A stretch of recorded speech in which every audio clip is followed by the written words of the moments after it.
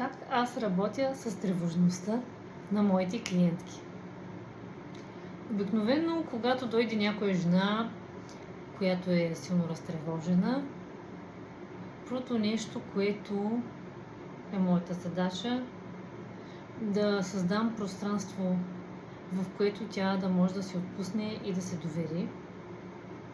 И основно работим с това какво се случва в тялото ѝ, как тя го усеща, изобщо има ли връзка с него. Предлагам различни практики, с които тя да може да се свържи всъщност, освен с тези мисли, които се въртят в главата ѝ, и с тялото си, и през тялото се случва едно такова улекотяване, едно освобождаване. После продължаваме да работим за освобождаване от различни емоции, които са задържани, не са изразени.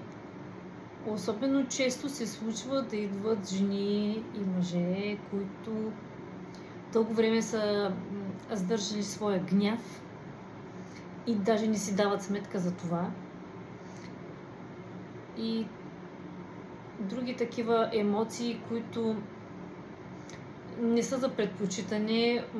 Често хората абсолютно не си ги признават изобщо, че ги имат, така му ли да си позволят да ги изразят, защото не е прието да се гневим, не е добре да ни е срам,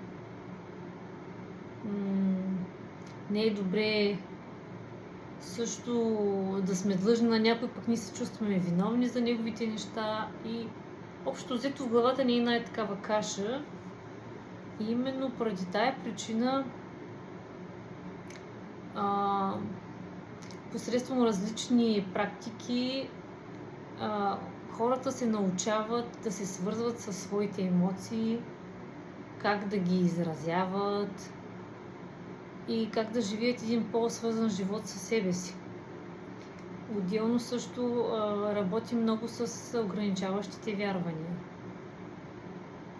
Защото когато несъзнавания мозък ти казва някакви определени неща, то ти, каквото и да правиш в реалния живот, всъщност той ти управлява отдолу.